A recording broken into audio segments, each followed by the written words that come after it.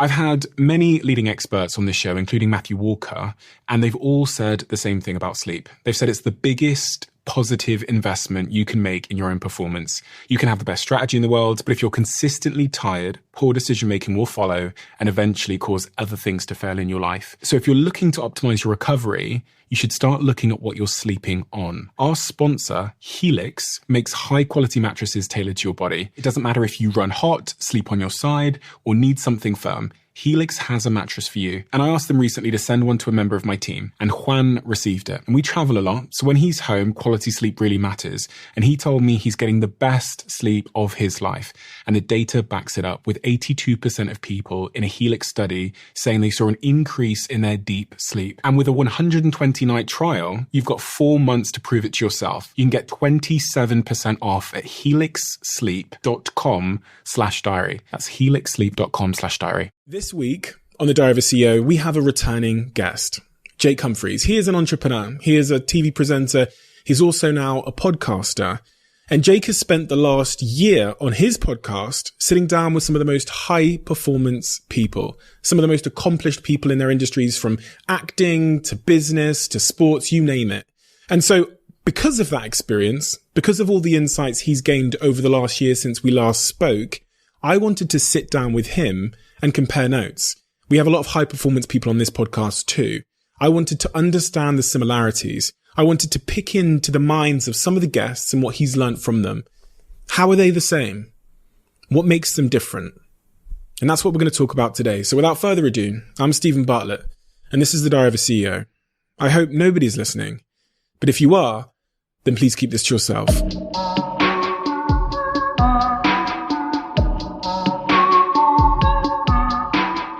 You've had, 30 people on your podcast today.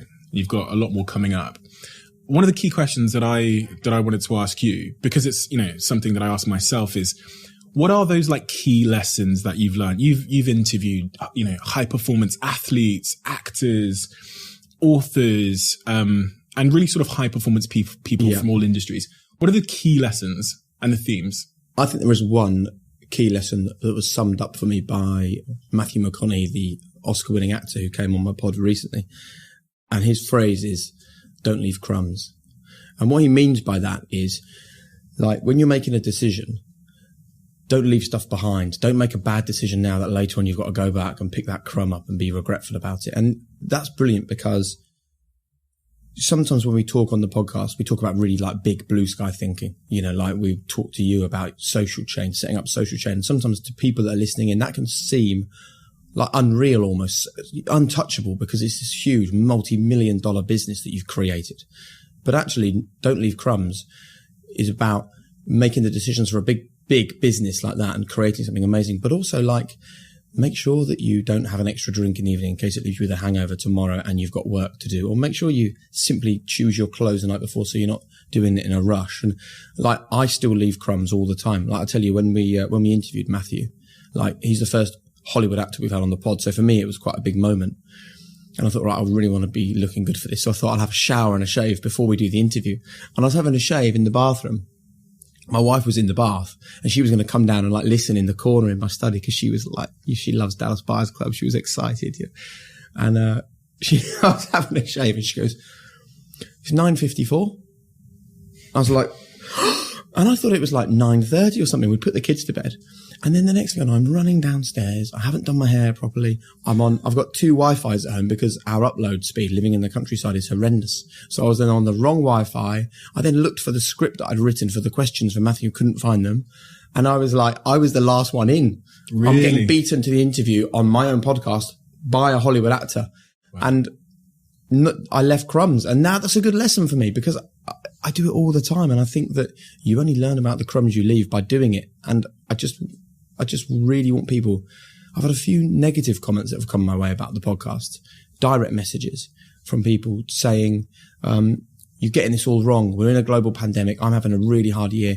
And here you are with a podcast that's just celebrating success all the time and showing up how we're all doing badly compared to your great guests. And for me, the podcast is that hurts me to think that, because I don't want anyone to come to the High Performance Podcast and leave feeling that way. But it's the absolute total opposite of that. Because when we talk about what lessons can you learn from people on the podcast, the other biggest one is they mess up all the time. I genuinely believe successful people make more mistakes than anybody else because they're constantly challenging themselves to do stuff. And you're no stranger to making decisions that at the time you just simply don't know. But you have to find a way of making that decision. And I'm sure there are times when you've made 10 or 15 life-changing decisions in a week.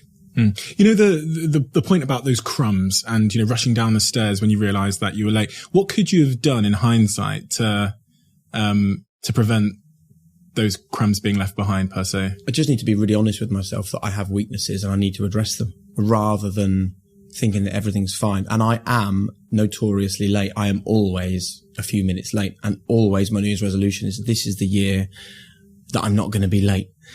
But it just shows. I'm surprised, you know, that you're late because, the industry you work in, I know, is very. And look at all the guests I've had on my podcast. We had Sir Clive Woodward, who won the Rugby World Cup. Yeah. And you think of all of the discipline and the rules and the mindsets you need to win a Rugby World Cup. The number one thing that stands out for him is something called Lombardy time, which was created by the players. And Lombardy obviously is a famous name in American sports, and they call it Lombardy time because it's a name that sort of resonates with winning. And it was 10 minutes early. So if you say to any former England rugby player, what's Lombardy time? They'll tell you 10 minutes early. So listen, I'm hearing this stuff, Stephen, on a weekly basis and still not getting it right. And I think it just goes to show that we are human. We are fallible. And I do think we have blind spots, which there are some things some people find really hard. I don't. There are some things that is not an issue for other people and is a recurring problem for me to deal with. But no one's perfect. And how do you emotionally feel about the fact that you have blind spots? In terms of like, do you beat yourself up about it? Yeah, I think so. Yeah. It's a really common phrase, isn't it, to hear that you're your own biggest critic. And I think I'm probably less my own biggest critic than I was previously. Like when I first started in my presenting career and I used to come off air on the Formula One, I would solely focus on the bad stuff, on the issues, on the problems. And that was instilled in me by David Coulthard because he'd stepped straight out of a Formula One car, straight into broadcasting. And TV is a friendly and lovely place to be most of the time. You know, we're really good at telling each other how great we are.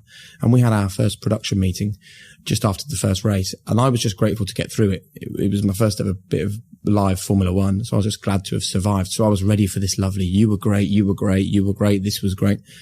We started the meeting and David Coulthard went, whoa, sorry, can we just stop?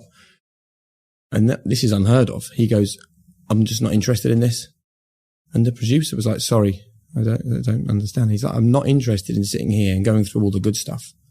How does going through the good stuff make the boat go faster? Why are we not talking about the bad stuff? And that was a revelation for me. I was like, yes, the good stuff's already good. So you focus on the good stuff. Now I have a different mindset. And bearing in mind, my first race was 2009. So this is 11 years ago.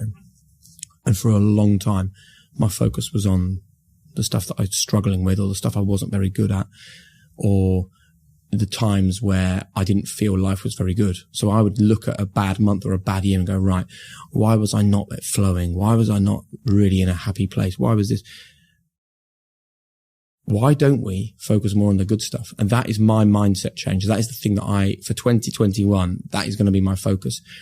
Let's focus on the good stuff so we realize what the good stuff is and just do more of it. Let's focus on the times when you were flowing and when you were feeling great and when you were barreling around the place and when you were the guy and when everyone wanted to work with you. What was I doing? What was I eating? How was I sleeping? Who was I spending my time with? What was feeding me? What was making me feel fantastic? That's probably a better place to focus on. Particularly after the sort of crap 2020 we've all had, I feel we've become a nation, maybe even a planet, with this like obsession on failure, to not fail anymore, to be good. And it's almost like a badge of honor, isn't it? Like I'm sure if you said to me 3 or 4 months ago, how's your relationship with failure? I love failure. Love failure. Bring failure on. That's how I learn. Failure is where I grow. I need to be on the absolute edge. So I'm failing all the time. I want to fail forwards and I want to fail often. Like I still do. But when I fail, when I leave crumbs, when I'm late for an interview with Matthew McConaughey, I'm not thinking, why did that happen? Because then I'm focusing on the failure. I will allow it to be there and I will do my best not to do it again. But I'm going to try for 2021 to think about the good stuff, man, and just to see how that changes things for me. Super interesting. You know, do you focus on your failure? I don't focus on the failure. I think I was actually asking myself that question when you were talking. I was thinking, am I someone that dwells on failure? To be fair, I don't. I'm very, very good at being detached from it all. I think I talked earlier in this podcast about this, like, video game mentality that I've taken on my life, where I see my worst days. And to be honest, I think it's just my worst days as if I'm playing a video game and that I am not what's happening. And I think that detachment from what's happening has allowed me in my most chaotic moments to remain calm. It's allowed me to form a sort of calm within my chaos. So if I have a big failure or I really, really fuck up and I'm disappointed with myself or whatever, I'm very good at detaching from that.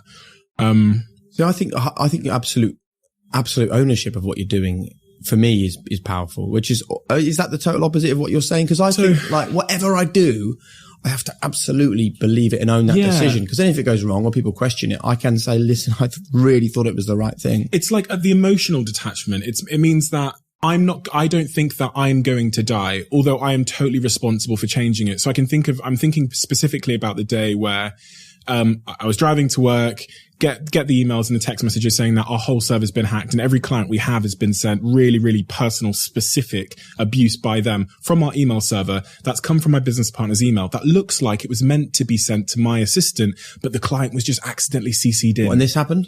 This happened about 5 years ago. So I'm driving to work and I'm getting all these and in that moment, one has a choice whether they want to fall into the problem and become the problem and become consumed by it, or if they want to hold it out in front of them and deal with it there. Yeah. If it consumes me, I'll be crippled with anxiety, crying in the corner.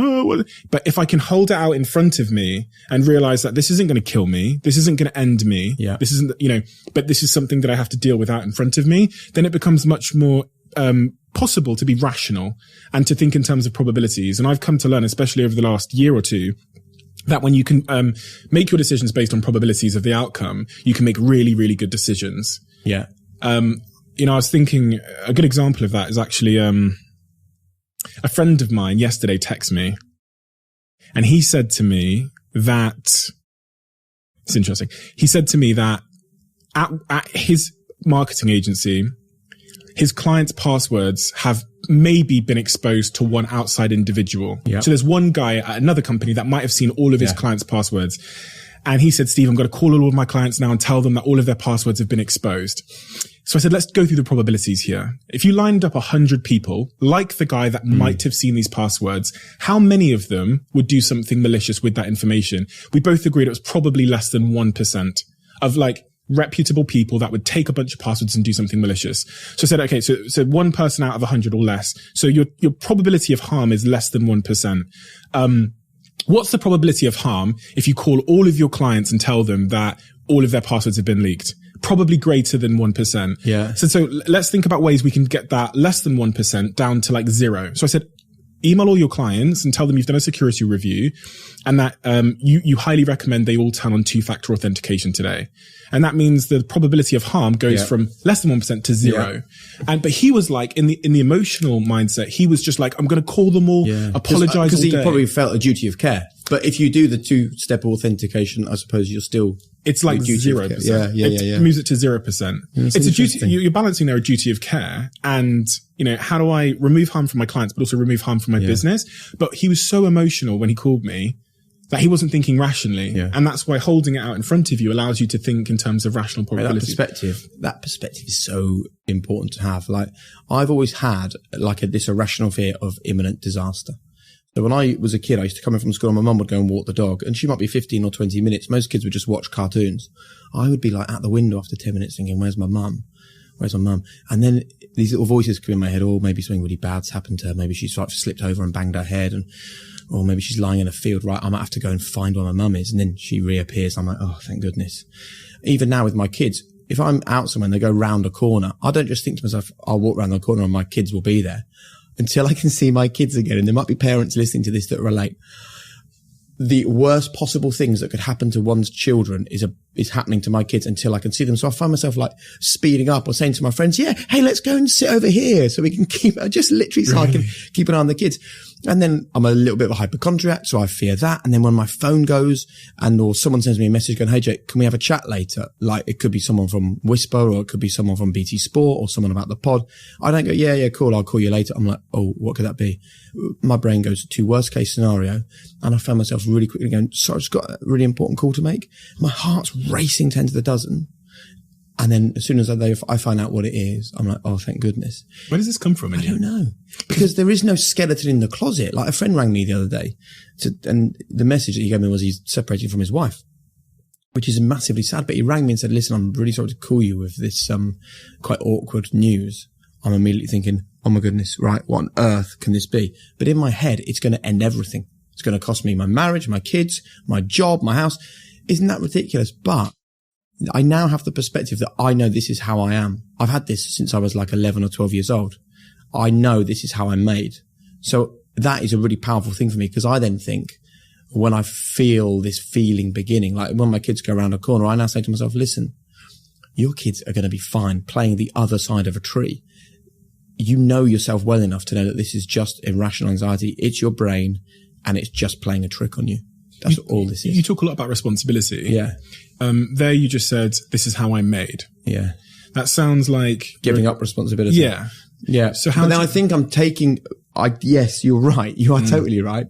But then I feel like I'm taking I'm slowly still learning, even at 42. I'm taking the responsibility back by saying, right, I'm not going to allow myself to get anxious about that because I know what I'm like. If I'm the most chilled out person in the world and I find a reason to be anxious, maybe I should be worried about that. I'm going to tell them about the lift, Jake. Go on then. So we're on the 4th floor here and Jake came up, knocked on the door looking pretty sweaty and said, I just out of breath. He said, I just took the stairs because I opened the lift and I didn't trust it. Mate. This lift, there's never been any problems with it. If you look at the stats around deaths in lifts or things, I know. It's like 0. But you've got more chance walking down the street. Mate, I looked at that lift. I'm like, you and me are not hanging out today. That seems somewhat connected to what you're saying. Yeah, I think you're probably right. Yeah. Maybe I should have taken the lift because I know that everything will be fine in the lift and I should know that I'm a bit claustrophobic. But I think it just goes to show that, again, and you've spoken about this so powerfully over the years on your podcast, is that from the outside world, you'd look at someone like me and think, wow, couple of kids, few businesses, great house, nice broadcasting career. What a lovely carefree life he must live. Every day, man, is riddled with little anxieties and little worries. A few years ago, probably almost to the point of derailing, as we've discussed on your previous podcast with me. But now, knowing yourself is so powerful because only then, like, can you love yourself? Do you think that's also somewhat linked to you said earlier on about that comment you read where people are like, Jake, you shouldn't be doing a happy podcast in sad times, basically. Yeah. The fact that you remembered that and you referred to it as hurting you seems also somewhat correlated to this. Yeah, I think. I don't know. I think it's a fair point. I find that a harder thing to get. I find external criticism is a harder thing for me to deal with. I find that a more difficult thing to own in my head. Why?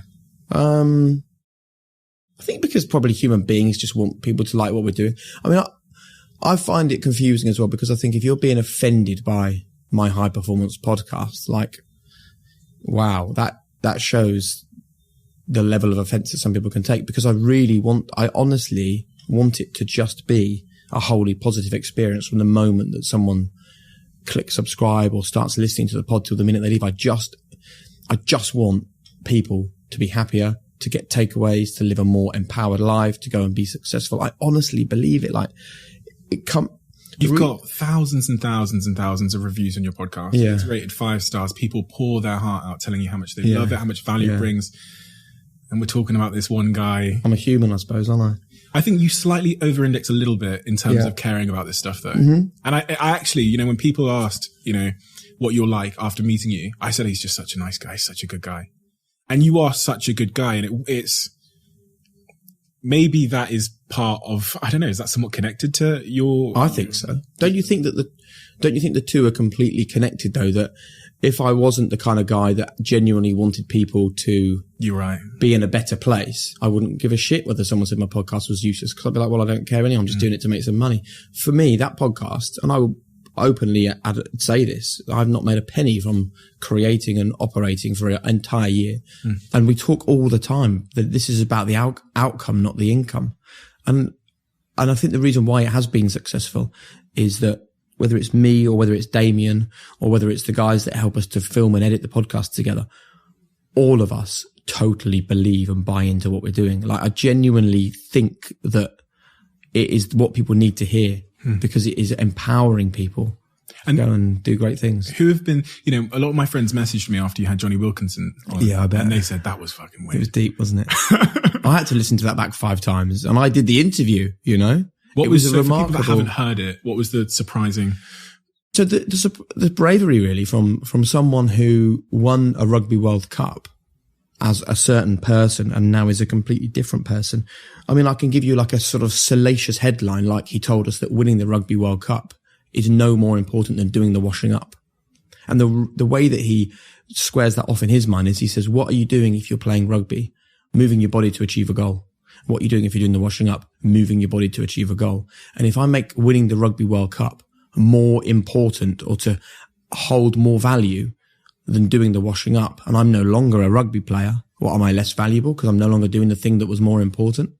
That is the sort of sentence that he was sharing with us, which I think is brilliant and brave, and I can relate to it and I can understand it.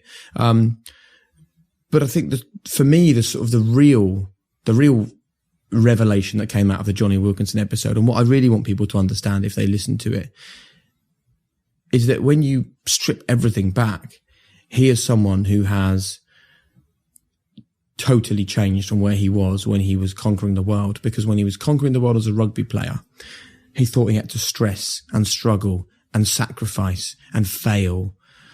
And now he realizes that stressing and struggling and sacrificing and failing leads to more stress and struggle and sacrifice and fail.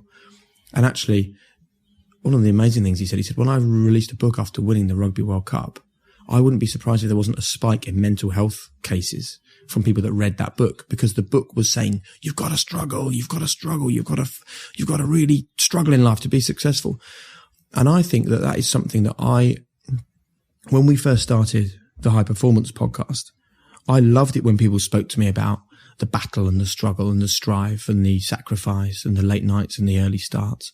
Because I wanted people at home to go, yeah, man, I'm going to work harder. I'm going to commit more. I'm going to sacrifice more. Now I think that is so wrong. That is the total antithesis of the message I now want my podcast to give to people. It's tough, isn't it? Because it's hard to find someone who's been really successful at the very top of their game, whether it's business or sport, hasn't done that. Yeah. So I've contended with this. I've contended mentally with this idea as well. When I started putting content out there, especially when I was really young, like 18, I was bragging about how late I was staying up. I was like, look at me at 4 a.m. and I'm still working. And I was doing that because I was trying to portray an image that I was, I don't know, a superhuman or something. And my content followed that theme. And then I got to the point where I probably flipped the other way because of public pressure and the world now thinks that if you go on the High Performance podcast and say hard work really, really matters, you will take an L. You are an asshole for saying that because you're going to make people depressed and anxious and you're a hustle porn star. And then I got to another place, which is if it's the truth, it's the truth. And I'm comfortable with the truth. And so there's so many levels of nuance. It's like the most successful people you'll encounter at the very top of their industries worked like hell to get there. Yeah. It's, Will Smith, Sir Clive Woodward, or anyone in it. That's a very consistent theme. Elon Musk, right? But what I've come to do over the years is detach that from happiness first and foremost, because it doesn't necessarily mean they're happier, and then also redefine what success is, because success can be being a great parent. Yeah. What is it to you then? It has to be happiness. I feel like, it has to be. That's my answer. Yeah. It has to be. Because you can still have the hard work and you can still have the sacrifice, but you don't have the struggle. That is the mistake I made. I thought the struggle was part of the hard work and it was part of the early starts and the late finishes, and it was part of sacrificing some things. That's what I thought the High Performance Podcast was about, but it isn't. You're totally right. It's about happiness, and you can still get up at 5. Like, I probably take too much on, and I probably get up earlier than I need to, and I go to bed later than I need to.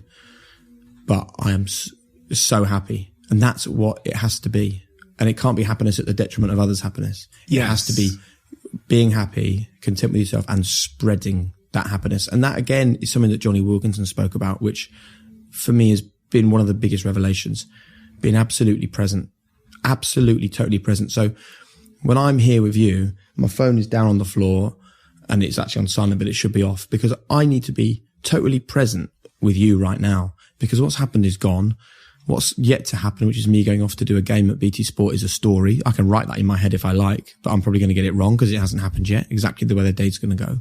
So I need to look you in the eye right now, and I can now promise you that on this podcast, I am absolutely here with you. And it might be that in half an hour I leave, but that's cool, because then we're done and I'm then traveling and then I'm totally present and I'm into that. And that is a really important thing that has, again, been a mindset change for me on the High Performance Podcast. And maybe now I sit and talk to you, maybe this whole thing is like a totally selfish exercise for me, because I must have said 4 or 5 times that this podcast has rewritten the way that I see the world and the way that I operate. And I think maybe I want this podcast to be messages to my kids. Like, I talk already about my anxiety. Probably another of my anxieties is, how much longer am I going to be on the earth? You never know what's around the corner. I love the fact that if it all ended for me as I walk out onto Shoreditch High Street today and a car comes along, what can my wife say to my kids? Oh, I don't know my dad very well. Listen to these 25 episodes. Listen to these 30 episodes of the High Performance Podcast. There's your dad. That's him. You walk out of here today then. Yeah. Touch glass. And bus comes, boom. Yeah. It's over. What are the things you would regret not having done more of? Traveling with the kids, probably, but they're only little, they're only young. It's such a hard question for me, because I think probably maintaining relationships with people has always been an issue for me, because I failed my A-levels, as you know, at school. So all my mates went off to uni. So that was kind of lost because they went off having fun and I redid them. And then I've always found that one of the issues with trying to really be present is that you're totally present in that part of your world at that moment. And so I was then totally plugged into life on children's BBC. And then I got this amazing opportunity at Formula One. And I was totally plugged into my life in Formula One. And then I got, a big opportunity at BT Sport, and I had to make that work. So then I was totally plugged into my new producers and my new colleagues. And, I had a conversation with someone the other day, and they said, who are your real friends? It's a hard question, that, for me, once I moved beyond my wife. Because I've got 4 or 5 mates who I'm close with, but I would probably name people that live on my street. Well, I've only lived there for 4 years. I might name a couple of parents on the school run, and my kids have only gone to that school for 4 years. I'd name a couple of people I've run my production company, Whisper, with, but that's only been going less than a decade. I'd now probably class Damien Hughes, who I do the High Performance Podcast with. Well, I've done that for less than a year, but I'm in this. And maybe that is possibly the only regret, I think. But maybe I don't know. Maybe we don't need to hold on to people for too long. Maybe we have to accept that people come and go from our lives, and that's okay. And do you think it's because you haven't you said you haven't prioritized investing in those relationships as much? I think it's because I'm always too invested in the thing that I'm doing at that moment. I am so absolutely committed to Whisper, Coral Eyewear, the High Performance Podcast, BT Sport, my kids, my wife, and my family. There isn't an awful lot left, right? I guess the better question to ask would be then, but are you happy? Because if that is the ultimate goal, then, society will tell you to have loads of friends and do this and have this car and whatever. Then the most important is, are you happy? Happiest I've ever been. I am the happiest I've ever been. Yeah. So you've got to be doing something right? Yeah. I love what I do. I really like work. I like getting up early. I like having 5 or 6 things on the burn all the time. I like having a whole page of jobs that I'm going to do. Other people are not like that. My wife is the opposite. She's got 4 or 5 jobs. She's like, oh man, I feel so stressed. I don't want all this stuff. Whereas sometimes I sit there and I'm not making a list of big things on the horizon, and I need to have a lot of them. And again, maybe I give a C to everything, and I'd be better to have fewer things and give them all an A. Matthew McConaughey tells a great story about cutting off 2 of his big businesses because he was giving a B to 5 things, and he wanted to be an A in 3 things. The guests you've had on your podcast, all these wonderful people you've met, do you sometimes get the impression that some of them aren't that happy? Yes. Yeah. It's one of the things I've learned from doing this as well. Yeah, it's really interesting. And I totally get that everyone is in it for different reasons, aren't they? Like, we spoke to Sean Wayne, and I would say, Sean Wayne is not a household name. He's one of the most successful rugby league managers in the UK. But if someone wanted to get into the high performance podcast and they wanted like a first podcast to listen to, don't just go for the big names. I'm telling you now, Sean Wayne gave us the most moving and revelatory interview. And he, in his sort of broad northern accent, he said, I'm not bothered about being happy. He said, I'm not happy. I don't care about happy. And that was not, happiness was not his thing. As soon as he achieved something, within moments, it's about the next thing. And we sort of broke it down that he was very badly abused by his dad as a kid, physically punched in the face by a big man, often. And that his entire life, his entire energy comes from wanting to redress the balance. And he's now a rugby league coach, the England rugby league coach, because he has this deep-seated desire to make the lives of other people better. Now, he might personally never be happy after the story and the path that he's been through, but he's definitely making other people happy. And he is also totally comfortable with not being happy. Now, that's not everyone's story. That's his story. But I certainly think that in the past, we've thought that success and happiness are mutually exclusive. What do you want to be? You want to be successful? You want to be happy? How wrong are we to think like that? The very flame of success should be happiness. That should be the absolute nub, the crux of everything. What's the point otherwise, man? What is the point? I get that a lot with guests that I've had on. Some guests seem to be very neurotically obsessed with the next thing and the next thing and the next thing and the next thing. And when you ask them to pause and reflect on when this ends or why they're doing it, it always seems to flick back to their childhood. Eddie Hearn was the same. I know he's been on yours. He was on mine last week, and he.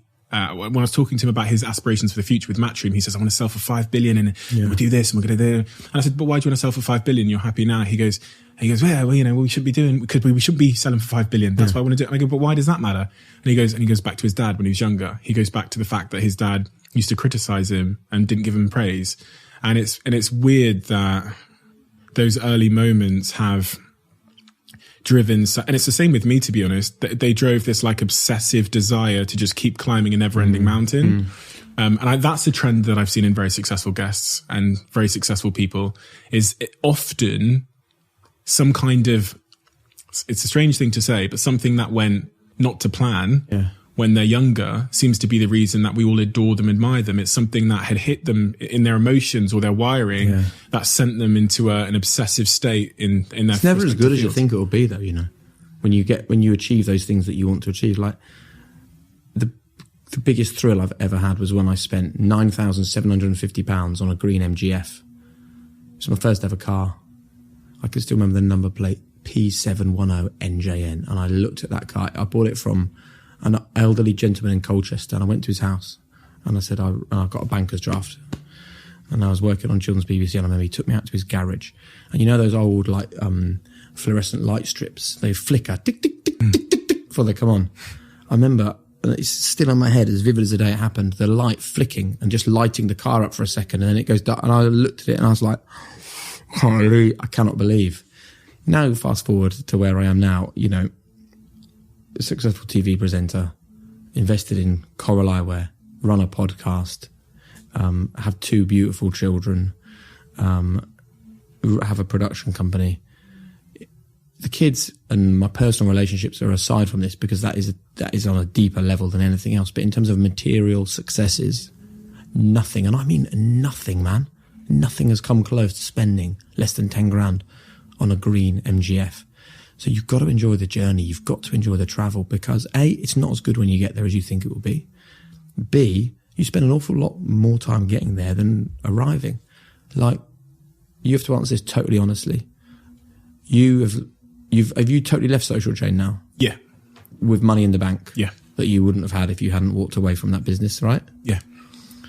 What is more thrilling to you, to look at your bank account now and see the number in the bank account, or to know the journey you went on with Social Chain?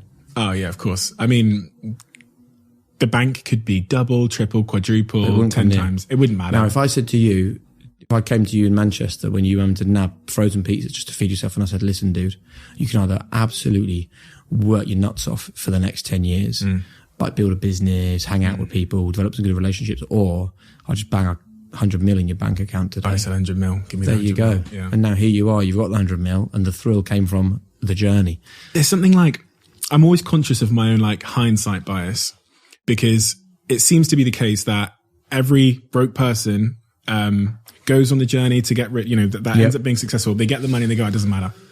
But it's a wonderful thing to say when you have it, right? The part of the reason it doesn't matter is because there's so much of it now. It really mattered when I was stealing those pizzas, right? And when I was like going behind the sofas in this pub looking for the pound coins, and I found 13 pound coins. So I went back the next day, and like, it really, really mattered. In fact, it was all that mattered, in that moment. So I'm super conscious of that bias that we have, because, and you should be, by the way. And we are the same on high performance. When I say, you need to have the bad times to appreciate the good times, and the traumas and the difficult things will equip you for the rest of your life. I honestly know that there are people that would listen and go, hold on a minute, middle class, white guy from a lovely village in Norfolk. Yeah, you've had a few issues with mental health and bullying, and as you know, the death of my grandma, which was quite tragic, and things like that.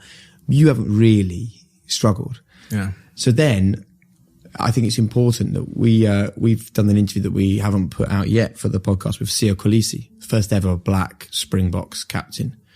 And he tells us a story in the podcast about not being able to sleep at night because his stomach hurt so much because he was so hungry. So his grandmother gave him sugar water just to get him to school so he could have a day at school. And she died in his arms at 8 years old. When he sits on the podcast and says, you will go through some really dark and difficult, horrendous times. He grew up in the most deepest poverty you could imagine in South Africa. When he sits there and goes, you can get through it and you can use it as a flame and a fire. That is, I think, when you listen. It's, but I have to say, I also completely agree that, the things that have mattered most to me professionally, especially as I reflect, have been doing, as you say, doing work I love, but then like doing it with people I love, and a mission that's worthwhile. And there's this always, people talk about this topic of burnout a lot. And I tend to believe, and I'd like to get your opinion on this, I tend to believe that burnout is somewhat inevitable if you're doing things that you don't intrinsically love doing, especially if you're doing it with people you don't, really, really love as well. I feel like in any facet of your life, if you're doing it too much, you don't enjoy it, the outcome is burnout. But is burnout a topic that's been sort of prevalent on your podcast? No, I suppose partly the reason why burnout hasn't come up very often is because we're talking to people who are in the midst of their successes or who have been successful. And they love what they're doing. Love what they're doing. They're full of passion. Whereas people who have perhaps tried to do something that wasn't quite right and have suffered burnout and it hasn't worked, we don't know about them because the burnout ended the dream. But it's so funny. That's such a good point. That the fact that you haven't had that come up as a topic on a podcast that speaks to people who have clearly been intrinsically driven by their passion to the very top of their game. Passion is everything. You say you spoke to Eddie Hearn. What's his podcast? No passion, no point. I mean, he is a great advocate of finding something that you believe in. But I also get that, again, you had a real passion for what you do. Like, I honestly, I have such a deep love and a passion for all the things that I'm involved in. Because if I didn't, then I wouldn't do them. or I'd try and find something else. But there are times in my life where I've done certain things, like as a TV presenter, you often get asked to do like corporates, standing up at awards and things like that. And you need to welcome people up on stage and shake hands, have a photo. And I find them a real struggle. I don't know why. I just don't get a thrill out of doing those things. So that's a good thing for me, because I've noticed that's something I don't like. And that, for people that are listening to this thinking, yeah, but what's my passion? Like, what am I? One of the really good ways of finding you is to look at all the things that is not you. Who are the people that don't make you feel good? What are the days when you feel drained and exhausted? What are the trips or the phone calls or the conversations or the lunches where you leave thinking, that is, every time I see that person, I feel like this. If you can see the stuff that isn't good for you and strip that stuff away, you will eventually, and it might take a while, be left with who you are. And that's the time to really then think, right, what am I about? What am I as a person? Because I don't think you can obviously get tired and you can be ill and you can have problems. But I think with real passion, I don't think you suffer burnout, because every day I seem to get this like, so you've not got kids yet, right? But when you do, you have a beautiful dog fast asleep by my feet. Remember when my daughter was born, I love her with every piece of my heart, right?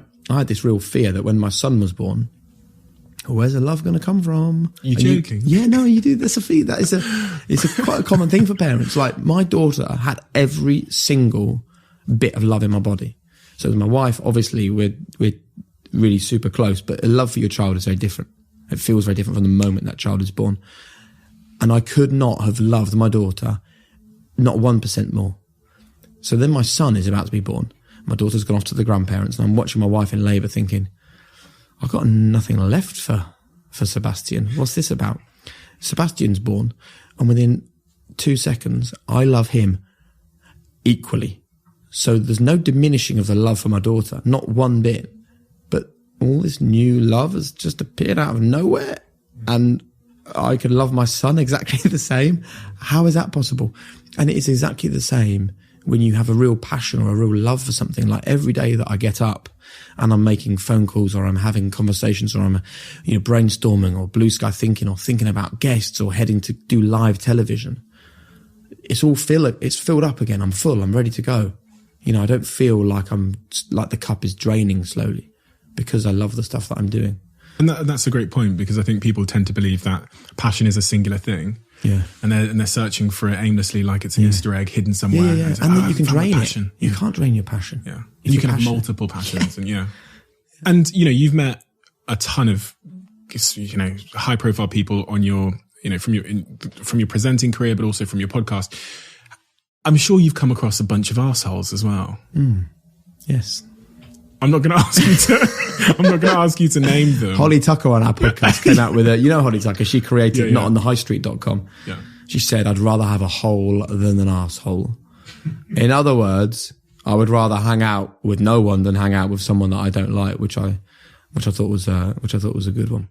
But then Matthew McConaughey said, do you want an arsehole or an idiot? Give me the arsehole, because at least you know where you stand. Really? Yeah. Interesting. So he was like, at least, and I do relate to that somewhat. The people that I really struggle with in my life are the people who, one day you see them and they're like your best mate. The next day it's like you've never met them before. I do struggle with that. I like to know where I stand with people. I'm cool if you and me want to have like a distant professional relationship, and you'll send me a text saying Happy New Year, hope the podcast goes well, maybe hook up sometime in 2021, and we never see each other socially, and you come back on High Performance, I come back on here, and we just to and fro a bit professionally. That is cool. What I don't want is, hey, let's have a coffee. Let's meet up in London. Yeah, great. Oh man, it's so nice to see you. So how's things? How's life? We chat a bit more. Have you got a partner? How's your dog? How's your life? And then you hear nothing for 6 months, and you think, whatever happened to that dude? And then they reappear again. I'm so sorry for not texting you back. There's the truth. I feel like you're shouting at me. There's the difficult thing for me, not knowing where I stand with people. I don't want to be everyone's best friend, but I do want meaningful relationships with people, and they can be meaningful from a distance or super intense. On that point of arseholes as well, I think. What made you ask that? It's one of the things do you know what it is? I remember one day, you meet a lot of people and when you do this podcasting thing, and you have an initial perception of how they're going to be, and then you meet them, and sometimes You know, sometimes they're arseholes. I actually don't think I've had anyone on the podcast that was an arsehole, but I have had experiences. I remember this one day I got on this plane. I think I was flying Emirates or Virgin or something. And in front of me, I saw that guy from The Food Guy, the guy that eats all the food on TV. Someone give me his name. Yeah. Everyone on the podcast is screaming. I know his name. Man versus Food Guy. Yeah, Man versus Food. I'm in a show, but I don't know his name. Yeah, and I don't care about saying this. And we run this huge food channel at Social Chain. So we have, you know, tens of millions of followers on a food channel. Yeah. So I text the food team and I'm like, oh my God, he's on the plane. They said, go up and ask him a question, which is a question we always ask guests on our food channel. So I went over to ask him this question. He was sat in business. I was sat in business as well. And he looks at me and goes, listen, give me a second, okay? And I'm like, whoa. So I walk back to my chair and I have to tell the 500 people in this company group, oh, so I went up to him and this person that you all absolutely love, he's just cussed me out. And he will never know the impact he had on me, all the 500 people that I then told. And also the, you know, hundreds of thousands of people that I'm telling right now. Have you got to the point though where you're brave enough to call that sort of stuff out? Because I think that is the important thing. When he does it to his face. Yeah. For me, that would be like ego. Because. What, ego from you? Yeah. It would be like, do you know who the fuck I am? Or it'd be like, no, but why are you saying that? See, for me, the piece was like no reaction. Yeah. Because there was no win. There was no win in me calling him out. I wasn't going to win. So the win for me was saying, okay, no worries. And me going back to my chair and also not letting it ruin my day. But I'm sure the reason I asked you the question is because you have tons of guests in your presenting career, but also your podcast. When you encounter an arsehole, I guess how'd you deal with it?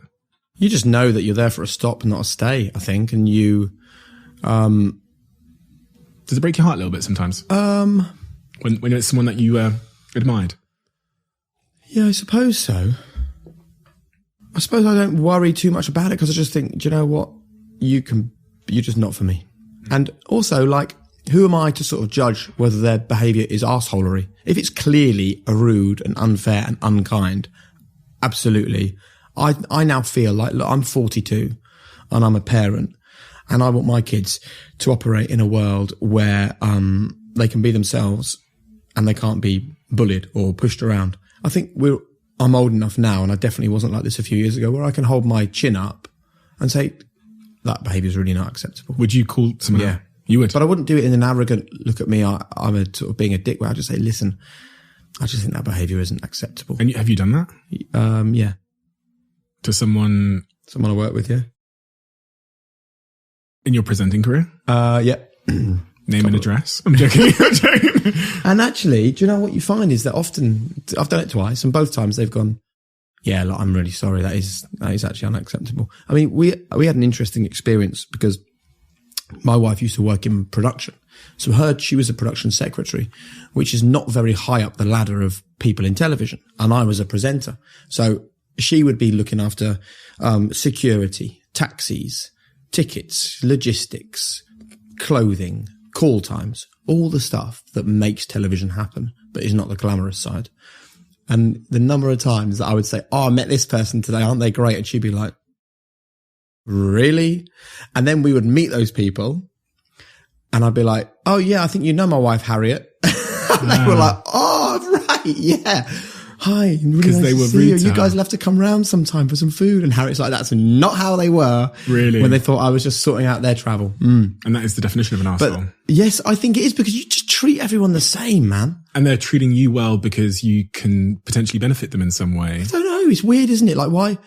I've got a job on the television. Why treat me any differently? Because you're well connected and you can.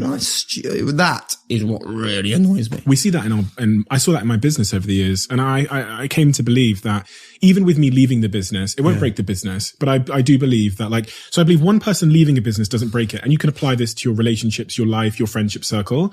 But an arsehole staying can. Me leaving the business, I don't actually think will be as detrimental to a couple of arseholes staying in the business. Not that there are any, but I know what you mean. Yeah. Don't you think though, and like, this is like, it sounds naive and churlish and a bit childish probably from a 42-year-old bloke that has a decent career and runs a few businesses. But like, I honestly think that we do have the power to make the world positive and happy, despite all the issues, because all you have to do is worry about your immediate circle.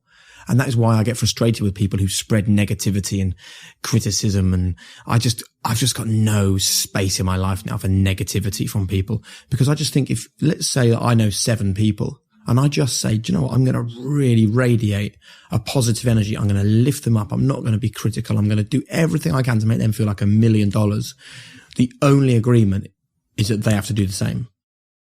And you say that to those people, listen, I'm going to do this thing. I'm going to be really super positive and I'm going to do everything I can to help you. And if you ever need something, I'm going to be the person that comes and helps you out. All I'm asking is that you do it for the people in your circle.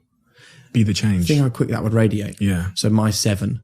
So if each of them goes to 7, do you know what I mean? Yeah, no. And it feels stupid, doesn't it? That's what karma is. Yeah. I don't believe in wishy-washy karma as in like, oh, if I help a lady, then someone's going to help me in the future. But I think from a logical perspective, if I help everyone I encounter, maybe they'll be more helpful, and that can make its way back round to maybe my niece, so it's true. Yeah. I can't see any benefit to criticism and negativity and like driving other people down. Someone that feels better for driving someone else further down is like, for me, the absolute epitome. They are the worst of the worst. Do you ever get jealous? Be completely honest. Yeah. I get jealous, but I only ever get jealous through comparison, and that is ridiculous, But is it the nasty jealous where you're like, oh, why have they gotten? Yeah, probably. Yeah. So, but I think that is innate. I think that is almost, there I am giving up responsibility again for someone that talks about 100% responsibility. But I think that it's innate in human nature to compare and to contrast and to look at someone else. So it's not a very long experience for me. I will look at someone and I'll go, but hey, listen, I'm so happy and I've got all this. And actually, sometimes I look at life as a graph, and you literally don't know where life is going to take you. So let's say like the people that I now sit with in a TV studio, like, I sit with, let's say when I had Robin Van Persie, Stephen Gerrard and Rio Ferdinand were all the pundits on BT Sport. There was a time where all 3 of those were 3 of the most famous footballers in the country, earning phenomenal sums of money, competing on the world stage, representing their country. And I was a guy post A-level failure, trying to sort of find a job and earning £6,000 a year. And there was a time where they were there and I was there. And our graphs over the time have done, and whatever's happened, look where I've ended up, sitting next to them on a TV studio. Now, it may well be that they go up there again and then something happens to me and I go down here, or it might be that I do that and they do that. But you never know where that graph is going to go. And that is what I think that for me is one of the most exciting things about this world that we live in. Like, you are only one step away from a phone call where someone goes, hey, guess what? And your graph goes, shoo. So don't worry about where other people are on that graph, because it might be in 5 years' time you're right alongside them. I guess that's where that hate, a lot of the hate comes from. So if you take the jealousy feelings that even you have as, one of the nicest people I know, and you just, times it by 10, and that's the, people feel a certain way about their lives and how their lives are going. Yeah, but that's because it's chucked in our faces all the time. Like, what is Instagram if it isn't a tool for comparison? What is it? Why are you having a great day? And we're jealous of that. Not jealous, but we're guilty of it, making other people feel jealous of what we do. Like, we went out for a couple of days away as a family to a lovely hotel called Cliveden. And it was lovely, but the kids, for some reason, were just badly behaved. And it does happen sometimes. And we had this meal, it was breakfast actually, and they were like, it took ages for the food to come, and the kids were like climbing the wall, and I was having to say to the waiter, listen, I'm really sorry, but like, we've been waiting for 20 minutes, which is fine for me and my wife, but the kids, they need, and it was a posh hotel where you're trying to say, do you get to just stay at the table, sit nicely, don't make too much noise. And then at the end of it was stressful, man. And I said, hey, I tell you what, the family will want to know where we are. So I'll get my phone out and I go, kids, just smile. And we take a photo and we have a family WhatsApp group with Harriet's mum and dad, my mum and dad, all the cousins, all the aunts and uncles, right? We're all smiling. Everything looks great. Just had a lovely breakfast at the hotel, I said. And then we get loads of messages back, like from people like my sister going, oh, your life always looks perfect. And my brother going, oh, another great day for you. And then I think, actually, yes, like, I've just given them an absolute falsification of what my Sunday morning at the Cliveden house was like. That was a stressful hour. And I've taken the one thing that wasn't stressful Why have I put that in the group? Why haven't I just gone, hey guys, hope you're having a good Sunday. God, we've just had a shit half an hour here having some breakfast, but hey, don't we all? That's what we all do all the time. Why else do all the people you follow on Instagram put the things they put out there? I think the world has somewhat is flipping back the other way, in the sense that when we all started Instagram, it was this new thing. You had these filters and it was like, show the best holiday you've ever had in your life to the world. That was kind of that's the thing you'd get the rewards for. And that represents, in terms of being able to relate to that, or it's like 0.0% of the viewer's life. Like most of our lives, the 99% of our lives, as I've said on this podcast before, is like eating the pot noodle in bed. And now I see that the win with personal branding and building an Instagram page is the antithesis of showing that. Is like, I've just woken up with my face covered in spots. In fact, the last, two podcasts ago, we had Chrissy on here, who's like a superstar influencer entrepreneur. And I was trying to understand why her community are so engaged with her versus even compared to mine or other people's. And it's because she wakes up in the morning. She goes, my face is covered in spots. Oh my God, I'm not going to put the filter on today. And you see the spots on her face and stuff like that. And then she'll cry on her Instagram story because her best friend lost her mother. And you really can resonate with that. You can, and also the amount of supply on social media of that realness is low. Demand is super high, because it represents the 99% of our lives. Supply is super low. And people, Joe Wicks is the same. He will tell you everything. Oh, I feel like shit today. And people and that's the thing I think you can form a bond with, a real deep bond. So even as I reflect on my Instagram now, I said to my team earlier this week, I'm like, I need to like go on my Instagram story more and do a lot of the stuff that I do on the podcast, which is just like telling you the shit stuff too. Yeah. And so, I say this, if you want to build a personal brand, I'm like, you really need to get comfortable with telling. Would that make you happy though? Let's go back to where we began. Would it make me happy? Yeah, because I know that it would not make me happy. My Instagram isn't a lie. It is real, but it's real with the things that I choose to share, basically. Yeah. Do you know what I mean? By the way, can I have no lunch? Can I? Oh, knock yourself out. It's actually, this one actually arrived this morning. So it's, what is it, this one? This is berry I've not had one. I was buzzing for you though when I saw that you got Huel to swap to. It's just great signature. I was panicking there. I'd undone it and I was going to flip Huel all over your lovely rug in here. Doesn't matter. That'll be a cool piece of promo. Yeah. Nutritionally complete drink. Yeah. I think it's great, man. So I've eaten nothing today. What's the time? It's vegan. 1:20. So this is perfect for me now. This is my lunch and my breakfast. Try it. Let me know what you think. This is my favourite flavour of all. It's good. And if you have this all day, which I don't know if that's to be recommended, but all of your sort of essential minerals are in there, vitamins, high in protein. So it's 20 grams of protein at the same time. Slow releasing carbs. Spilt a bit on your really lovely glass table. It's fine, don't worry. Low sugar, gluten free. Yeah, it's great. That's nice. It's good. It's lovely, yeah. And I drink it because I skip meals. That's how I first. I'm trying to intermittently fast because I've seen other people's 6-packs on social media and they make me feel at me. Okay. They make me feel like I just need to, Right. Why do you feel the need to share more of yourself on Instagram? So what's the benefit? The benefit is if I share more of my truth, all the tough stuff, which is pretty much why I started the podcast in the first place. I feel that I'm helping a lot of people. And do I enjoy helping people and getting, and helping them overcome their problems? Yes. Yeah. I mean, but you do that already on this podcast. Yeah, but I don't do it on Instagram. And I think that, do I want to have a deeper connection with my audience on Instagram? Yes. What am I doing on Instagram? Predominantly just posting quotes, to be honest. So if I want to have a deeper connection with my audience on Instagram, then I should go deeper with them as I do on this podcast, because the podcast audience are like a cult. They're super engaged, because of the depth and the realness.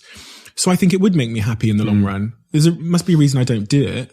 That's a good point, this. I mean, it's been a huge revelation for me doing a podcast, because when you're a football presenter, you don't get nice messages on Instagram. You don't get like an engaged core saying, this resonated with me, that resonated with me, partly because you're not the story. You're there to facilitate former pros to be the superstars. I mean, I liken my job on the football to like being a referee. Like if I'm not seen, that's probably a good thing. I make them look good. I make them feel good. And people let's be totally frank, tune in to watch a game. More people will tune in for Man United than will tune in for Norwich City. More people won't tune in for me because I'm just the facilitator. Whereas with the podcast, the nicest thing has been this genuine conversation, connection, like creation of a proper community. And that's been a totally new thing to me. Like, I thought I knew everything there was to know about broadcasting and, you know, with 1 million followers on Twitter and an Instagram account and running a TV production company and being a TV presenter, like, I knew what it was about. I knew how to connect to people. Never known anything like it. Never seen feedback like it. Never had fulfillment like it. It's amazing. It is There's amazing. something crazy about podcasting though versus all other channels. And I think it's that depth. The messages you get. If I post something on Instagram, I'll get I can totally relate. The podcast, you get a like essay about, you know, they return with their story. Yeah. And it's like depth begets depth. Yeah. I totally see what you're saying. And it's, it stops it from, like, because when I first started the High Performance Podcast, I wanted it just to be me opening up amazing people to benefit other people. And I will now admit part of the thrill of that podcast is seeing the response and seeing the reaction. And I'm not foolish enough to think that isn't my ego at work. It absolutely is my ego that likes it. But it is amazing when you see, hi, I listened to your podcast and I changed jobs after wanting to do it for 20 years. Hi, I listened to your podcast and I've quit doing something that's been bad for me for my whole life. I've reached out to create relationships with people that I allowed to die from listening to our podcast. Bloody hell. What's the most emotional moment you've had with a guest that you can recall on the podcast? Is there a particular moment that, you know, choked you up a little bit? Yeah. There's quite a few times that I've kind of, that I've sort of edged towards tears. And I think, you know, someone that I've already mentioned, Sean Wayne, you know, when someone talks to you about that sort of the devastation of being physically abused by a parent. And I suppose what was emotional for me was the learning during the interview with Sean. And I knew very little about him before we spoke. The learning that all of the good stuff he's done, you know, he talks about if he's got an issue with one of his players, he doesn't just have a chat with them after training. He turns up at their house in the evening and says, what's the deal, man? How can I help? How can I solve this? And he is now a parent himself and a really loving and caring parent. To have the start in life that Sean had and for your whole life to be about helping other people, that was like, that was a hugely moving conversation with him. Yeah, I think all of the guests I've had that have moved me in the same way. It's almost identical. It's nice, isn't it? I don't know whether you're like this with podcasts, but I love that we have footballers on and don't talk about football. We have rugby players on and don't really talk about rugby. We just talk about it. My podcast is a podcast about life, exactly like this one is. And we were talking before we started recording today about the desire to try and avoid the typical talking points with guests. And I think this is maybe just a general point for people that are trying to start a podcast. You know, there are so many podcasts out there. Yeah. And in order to, what would your tips be then for someone who's considering starting a podcast from what you've learned in your 30 or, you know, you've recorded, I think, total of 50 so far, but there's 30 that are live. What tips would you give to someone who's thinking of starting their own? First of all, go for it. Because I honestly was this close to not doing it. The great thing about podcasts that I didn't have in my life was ownership. So I'd spent my career working for Children's BBC, working for Formula One and the BBC, working for the Premier League on BT Sport. And I sat down with someone and they said, how's your career? And I said, yeah, it's great. Like, I'm really happy. I love doing the football. I love being with the players and everything. And they said, well, if you got a phone call tomorrow to say that had ended, what would you be left with? And I was like, I don't know, I have to go and find another job. And they said, so what do you own of all these years of graft and hard work? Like, what's yours? And the answer was nothing. And then their next question, they obviously knew what they were talking about. They said, what do you really want to do? And I said, well, I don't really care if Liverpool beat Man United or Norwich City beat Ipswich. Not really.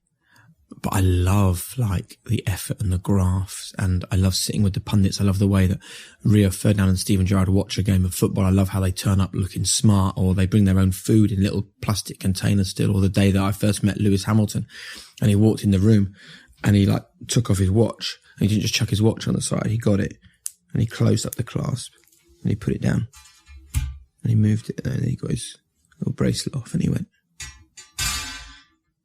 And he took his... And I just looked at it and I thought, that desire for perfection, that elite mindset mentality. I said to them, that's what I want. I want to speak to elite performers and elite thinkers, because I think that everyone can benefit from that. Everyone can think and operate and perform better, because there's no tricks. There's no secrets. Like, you just need to have the passion and go out and do it. And they said, well, then that's what you should do a podcast. So that was it. Right. Great. I'm doing a podcast. And then I mentioned it to a couple of people and they went, why? You can't do a podcast. I was like, why? Because everyone does podcasts. Like, there's literally so many podcasts. You're not going to make a splash. There's thousands of podcasts. And then I rang an old friend of mine from Children's BBC, and she is, I haven't really even ever told her this, but she's the reason I do the podcast. Fern Cotton, who does Happy Place. I said, hey, I'm thinking of doing a podcast. Now, she is such a nice person. She is not the sort of person to go, oh, hold on. A rival podcast. Yeah. She'd never even consider that. She went, oh my God, you'd be great at doing a podcast. Like, she spoke about what it was about. And I said, but my issue is I just think that like there's loads of them out there. And then she was the one that said, look, we worked together at Children's BBC. Yeah. Television had been invented for 50 years. There must have been hundreds of channels, thousands of programs. Did you think I'm not going to work in telly because there's already loads of TV programs? No, of course you didn't. You just thought, well, I'm going to work in telly and make my mark. She said, you need to do exactly the same thing with your podcast. So the first thing is you have to do your podcast. You have to go out and do it. But the second, and that's the biggest challenge though, isn't it? Starting, it's just in every facet of life. Yeah. Entrepreneurs contact me and I'm like, the biggest risk you face of all the things that might. Yeah. But I think you can do a podcast risk free though. You know, you can spend a very minimal sum of money, if any money at all, on the equipment. 100%. But and you can then, so cheap. Yeah. You could do a great podcast in terms of sound quality with less than £100. Yeah. The risk though is overthinking it to the point of procrastination, to the point of paralyzing yourself. Yeah. I think in all facets of life, business, my DMs are full of people that are like, Steve, I want to start a business. I have an idea. I want to start a podcast or this project. But there's just this one problem which is preventing me starting. And I always say the biggest risk of the success of your business, the number one thing that's going to stop you becoming a billionaire, honestly, is the probability that you'll just never start. And also that you'll think you need all of the answers to all of the questions you have before you start. Yep. Well, I don't know this. I don't have the funding. Like when I started my business, I was 18, didn't know the word entrepreneur, no money, went on Google and typed in like how to build a website, spent 3 months Googling it. But that was me starting, you know? And I think it's the same with podcasting. I'm like, my first episode was dog shit. I was downstairs in some cupboard. What is it in telly? We say the first is the worst. Yeah. You know, that's the way it is. That's the way it has to be. But the point is, you got going. You started. And I think you need to begin, and then you need to be consistent, and you need to keep going, and don't expect instant success and instant gratification. But I think the other thing I get a lot of people sending me letters saying I want to be on the television. And I always reply in the positive, because I always say, well, someone has to be doing my job in 20 years' time. When I'm 62, I will not be presenting the Premier League on BT Sport. I just won't be. Someone has to be. Could be you. Why not make it you? Make the decision now that it's going to be you that's the next well-known sports TV broadcaster. And then I remind them that when I started out in 1998, 99, to be on the telly, to be a broadcaster, you actually needed a job. That was not very easy to go and get. Now you can pick up your phone and you're a broadcaster. You can have a YouTube channel. You can have an Instagram handle. You can have a Twitter page. You can have a podcast, as long as you've got a passion, because you then funnel everything into that passion and everything feeds everything else. So the Instagram handle points people towards the podcast. The podcast is fantastic. So people go and watch the podcast that you've recorded on YouTube, and then you start to build an audience there and you make a little bit of money and it slowly starts to build. Be consistent, but have the passion, have the thing that's different. Like I will get maybe 10 times a week. Hi, Jake. I just wonder whether you would come and be on our podcast. We just want to talk about, your journey and how you got to where you are now. It'd be really great to have a chat. And you roll your eyes. And it's like, man, you got to be better than that. Yeah. Everyone can go and have a conversation about your journey and the highs and the lows and the struggles. What's the niche? What's the thing? So tell me what someone would have to say to you that has basically no listeners or is starting out that would make you go on their podcast. Because passion, be absolutely, definitely about their passion. And I have done plenty of podcast interviews in the last year where there hasn't been a big audience, but I've really loved the fact that the person has come to me, known a lot about me and said, I really want to explore this particular area with you. I think just the broad brushstroke of, can we just talk about your inspiration and talk about your upbringing and talk about how you first got into broadcasting? Yeah. I'm a bit like this now in everything I do. Like even when I'm broadcasting, I'm not interested in can Man United win the league. I am much more interested in, looking at one of the players, Marcus Rashford, for example, and having a really proper, deep conversation with Paul Scholes and Rio Ferdinand. Like, explain to me how hard it is for him to concentrate on football when he's got so many people criticizing him on social media for doing the school dinners, or how difficult is it for him to run out to Old Trafford and really perform at a high level when he hasn't got 80,000 people? How much of a difference does it really make to have the crowd at Old Trafford there inspiring you and driving you on? Like, that is a much, much more of an interesting conversation for me because it feels much more real than just the general stuff. So that would be my advice to people is make it really specific, make it really passion based. And there's that bit you said about like, you want them to show evidence that they've done their research on you. So, cause listen, people send emails inviting you onto a podcast or DMs, whatever, but most of our lives, and the success of our lives, at least as I can recount it in my journey, has been predicated on me knowing how to ask someone for something that they really didn't have a huge clear incentive to give me, but asking in the right way. So we're not just talking about inviting Jake onto podcasts here. We're talking about how you ask for something, how you knock on a door that, maybe is a bit above you at that point. I think that often you get a lot of respect there just for asking the question. And I think the other thing is for people to remember when they're in our position, you've been in that position as well. Like you have been there, and don't expect them to be perfect, by the way. Like everything that you now find easy about sitting here and recording this podcast, once you didn't find easy. You found it a struggle. That's the really important point. And those people are often right at the beginning of their journey and they're finding their way. And why can't you give them 10 minutes? Even if you can't go on their podcast, Stephen, why can't you just go, do you know what? Just give me your number. I'll give you 10 minutes. 10 minutes of your day is nothing. Could change their entire life. So there's a lot of people asking for 10 minutes. This is the problem. And if you add it up, then we don't have much time left for anything else. And I sometimes think to myself, if I gave all of these people 10 minutes, I wouldn't be the type of person that they'd be asking for 10 minutes. You can't do stuff you don't have time to do, but you probably can do 10 minutes. Once in a while. A couple of times a day. Yeah. The thing that annoys me a couple of times with a day. the DMs that I get. Once in a while. Yeah, a couple of times a day. Yeah. Would and I do that anyway. Yeah, do you know what? I'm doing it anyway for I told you about my friend that called me with a problem. So I give him 20 minutes to solve the problem with him. I'm doing that all day, every day. And my employees all at Social Chain, now that I've left, contact me more than I think they did when I was there, asking me how to solve problems with each other, with the company. What should we be doing? So I still feel like I'm mentoring a lot of people. You don't always look for the instant value in stuff. No, I know. That's like when someone rings you and goes, Stephen, I know I'm at Social Chain and I know I wasn't very high up the chain at Social Chain, but I know you've left. I fucking love what you did. Just a couple of quick questions, right? Yeah. You might look at it and go, do you know what? I remember that person. I just haven't got the time. I've got to get in the gym. Right. But let's say you did. Yeah. What you've done is you've seen the value to you in that moment of giving them 10 minutes of your time. What about if that person then goes on and thinks, wow, I've been so impressed by what I've done at Social Chain. I'm going to set up my own business. I'm going to do this. And suddenly the snowball effect comes. And then in a couple of years' time, you get the phone call, Stephen, I'd love you to be on the advisory board of this business I set up because I actually set it up because you gave me a bit of inspiration a few years ago. There's the value you never see. Yeah, it's invisible. If you don't give them the few minutes at that time. I call just hand it out, man. Invisible PR. Yeah. You never see it in the moment. You never see the impact it's having. But when it matters the most, it will show up.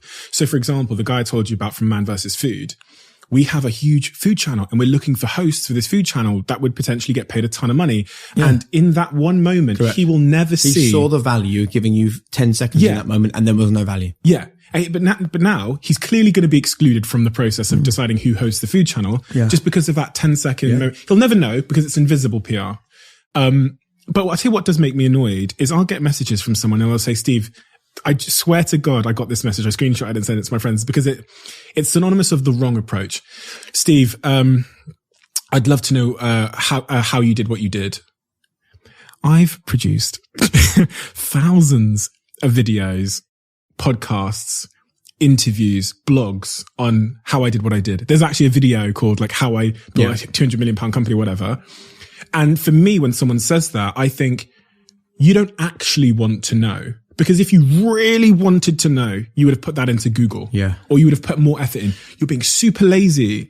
And then I said to the guy, fine. Got the video where I explained how I did what I did. And I sent it to him. He goes, you should write a book. Have a book. It's like, I'm like, maybe he just doesn't yet know what he doesn't know. And if you showed him these little bits in 10 years' time, he'd be embarrassed. And maybe if you looked at some of the early interactions you had with people, you'd be embarrassed about I know I would. Some of the emails I sent, I have a really old Hotmail account that I've had literally since the beginning of time, and I don't use it anymore. But sometimes it's quite cathartic for me to go back into that Hotmail account, zoom back to the very beginning. We're talking about emails I was sending in 2001. And I'm surprised, man. I get my tone wrong and I'm a bit bolshy and I'm a bit pushy. And I think this doesn't sound or seem like me. Maybe. I just think benefit of the doubt, man. Always benefit of the doubt. And I'm not saying you need to bust your balls and spend 2 days giving this person a private seminar, but definitely do. I mean, I think it's great you replied and just reply and go, listen, here's all the stuff that I've done. But when he replies and says you should write a book, A, he's giving you a compliment. B, he might be a bit nervous. Do you know what the problem is? So there's thousands and thousands of people like this on a weekly basis. Yeah. So my decision as to who to help or to who to engage with is based on the message they send. And if someone says, so people will message me, go, so what is Social Chain? Come on, like if you just Googled it, if you clicked on the word in my bio, there's a description of exactly what it is, but people will still do. And for me, that's laziness. Because if I can't think of a point in my life where if I wanted to know whether I was 16 or 26, whether if I wanted a piece of information, I would have just, my attempt at getting it would have just been to message the person, the public figure or whatever, just say, so, how did you, win that, Formula One championship, Lewis? I would have at least tried to, you know what I mean? Do you think there's an issue here with,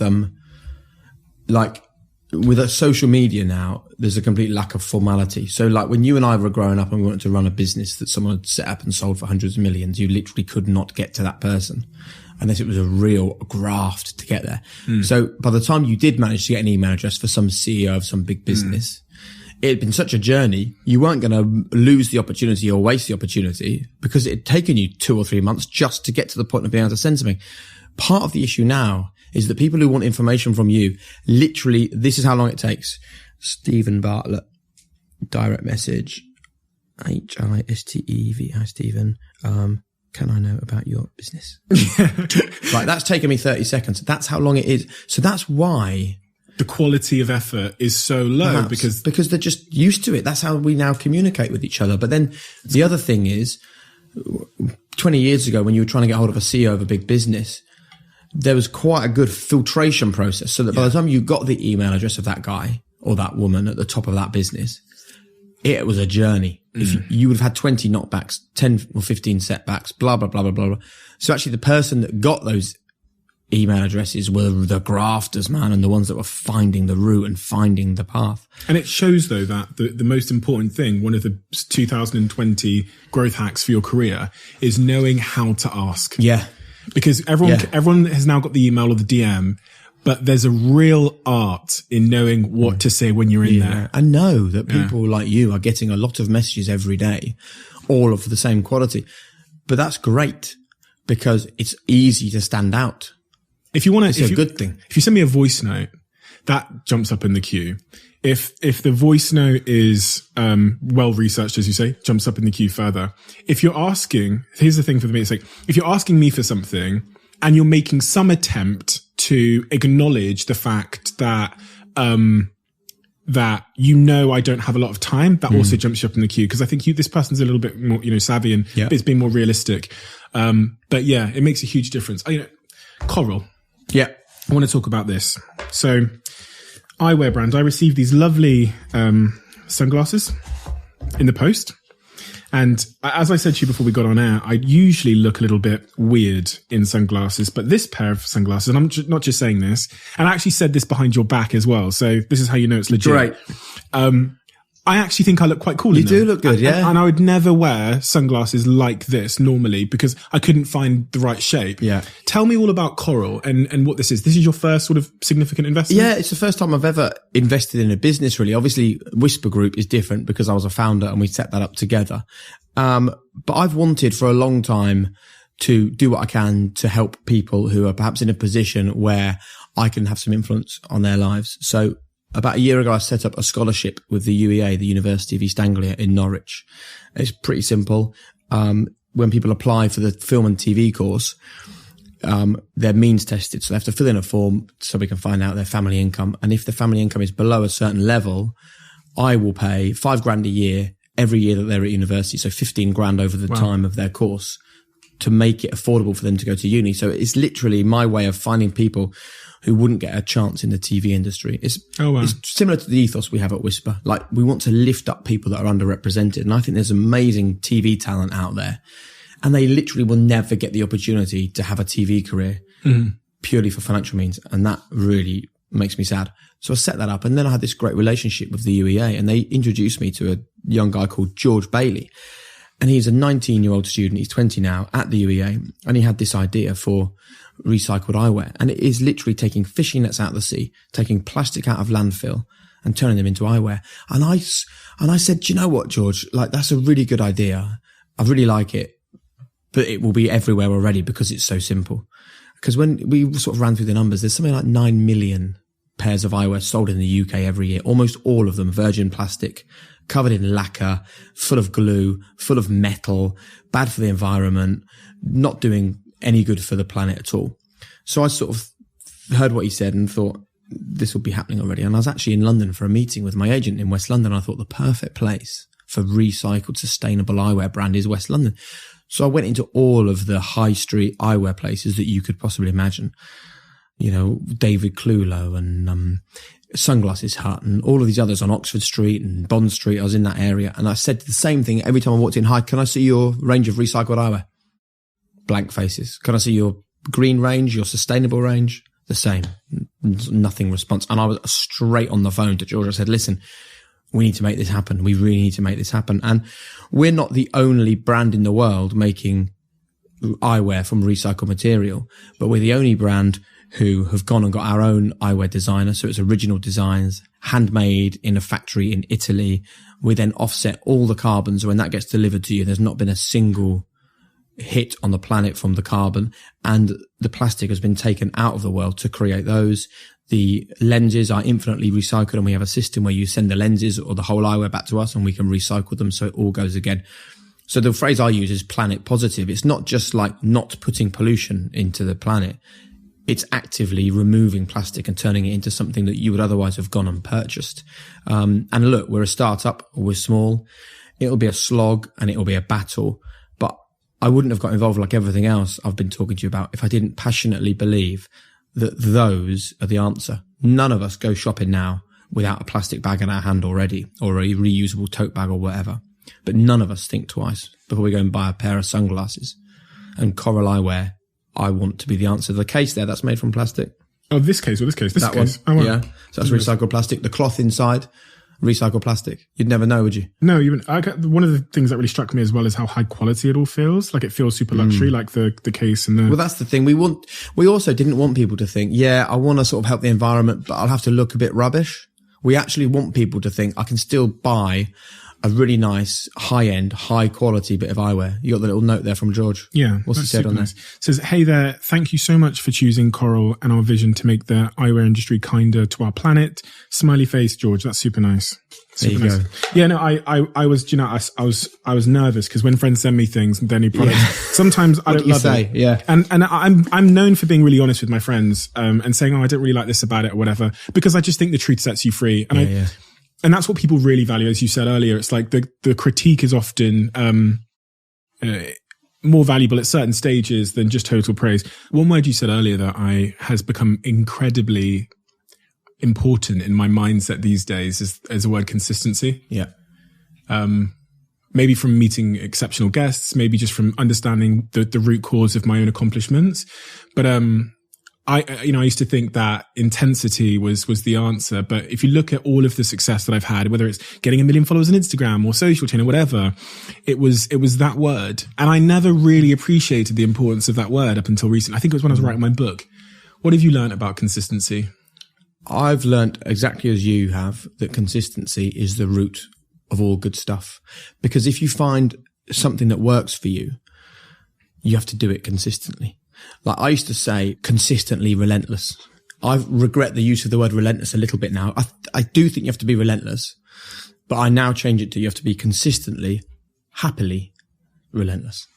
And if you can be consistently, happily relentless, I don't think you will go far wrong, because you'll be doing a passion project, which is what makes you happy.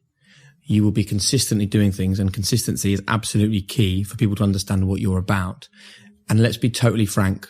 We can sit here and be fluffy and friendly and say, oh, let's not push people too hard in the modern world because it might cause issues and whatever. You do have to be relentless for success, but it's okay to be relentless if you're being relentless and you're happy being relentless. So try in 2021 to be consistently, happily relentless, and let's see where we all are in 12 months' time. I have one more question for you. It's probably a question people don't really talk about in the podcasting game, but we have struggled at times to get women to come on the podcast. Yep. For a variety of different reasons. Men seem much more willing than women. Have you found the same thing? Yeah, we have. Yeah, it's interesting you should say that. Yeah, we have. I don't think that we have found women not willing to come on the podcast. I think it's only when you start doing a podcast about relentless high achievement that you realize how dominated by men the tops of our industries are. Yeah. That's the problem. And we keep on saying, right, who should we get on as really great inspirational female leaders? And all the suggestions people keep making to us are in the sports space. And I keep saying, no, not sports women, because I am totally plugged into the fact that I want to celebrate brilliant, successful females. I have a daughter and I want her to listen to this podcast in years to come when she's old enough and go, that's who I want to be. That's who I want to be inspired by. And I think that sometimes we like to trick ourselves into thinking, oh no, we live in a really equal society now. What are you talking about? There's loads of powerful females at the top of businesses. When you break it down, really we are still in a male dominated society. And it is a good reminder that we need to keep on lifting up female role models and pushing them to the absolute top. And we are on the High Performance podcast. We are totally aware of that. And we will continue to do what we can, because actually when we get brilliant female leaders on there, and we just recorded with Jo Malone, who set up the amazing Jo Malone brand. She now runs Jo Loves. We've recorded with Holly Tucker, who was fantastic. Dame Kelly Holmes, who was really inspirational and moving. Steph Horton is going to be on the series in the not too distant future. We've had brilliant female leaders on our pod, but it is still a challenge compared to the amount of male leaders lining up going, yeah, I'll definitely come on there and talk. And there is something else that maybe we need to address in the next 12 months. Black women at the top of business. Mate, where are they? What is happening that is not allowing them to shine as they should?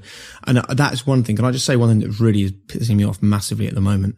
It's when people talk about the over-representation of black and mixed race or female role models in society. And they say, oh, everywhere you turn now, that's all this. And I drive this home to them all the time. I say, listen, you've got this completely wrong. The reason why we now have to promote and push and celebrate and shout about black men and black women and women in general and underrepresented areas of society is that if you are a little kid growing up in Norwich or Manchester or Birmingham or Los Angeles, you have to see those people there to believe that you can get there as well.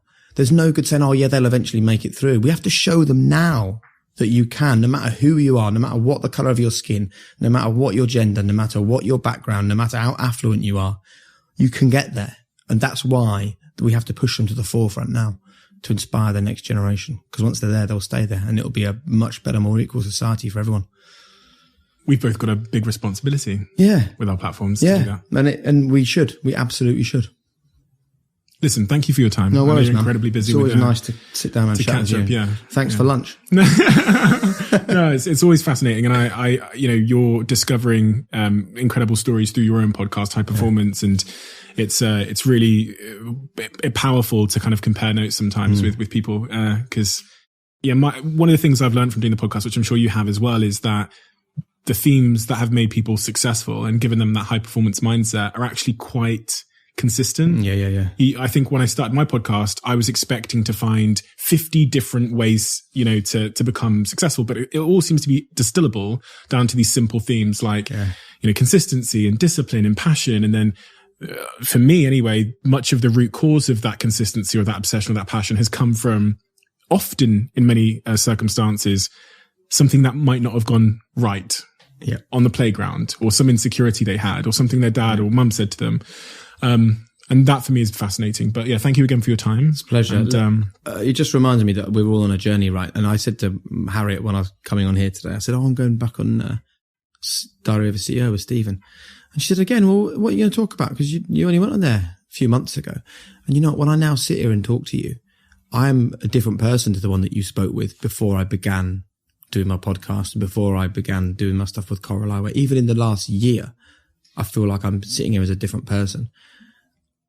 And I didn't realize that you could learn and change and develop and adapt quite so much, quite so late. So, man, look, Joe Biden took him till he was 77, till he nailed it as the president. Sometimes you have to wait a long time in life for your dream job or your dream opportunity to come up. What has changed since we last spoke for you in terms of who you are? Just a much deeper understanding of how other people operate. I'd spent my life, hadn't I, on my own journey. Me as a presenter, me learning, me setting up a business. What am I going to do? The High Performance Podcast was the first time I'd ever sat down and just said, from the outside, this is what I think you're doing. Can you just explain it, please? What a growth period it's been for me personally. Absolutely unbelievable. And therapy at the same time, right? Yeah. It's therapeutic. Absolutely.